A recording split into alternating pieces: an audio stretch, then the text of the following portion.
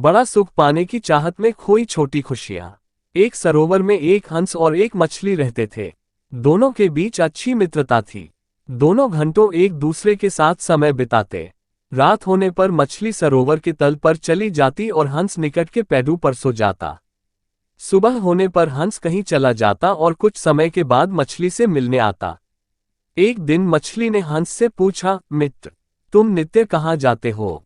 हंस ने बताया, मैं समुद्र की ओर जाता हूँ। वहाँ बहुत सारी सीप होती हैं।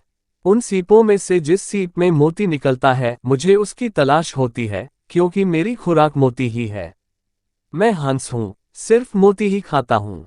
ये सुनकर मछली बोली, मित्र, मुझे भी समुद्र देखना है कि वह कैसा होता है।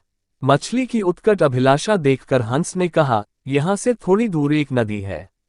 बारिश के दिनों में सरोवर का पानी नदी की ओर जाएगा तो तुम नदी में चली जाना। नदी समुद्र में जाकर मिलती है, फिर तुम नदी के रास्ते समुद्र में चली जाना।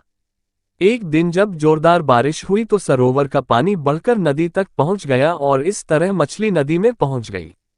नदी का बहाव उसे समुद्र तक ले गया।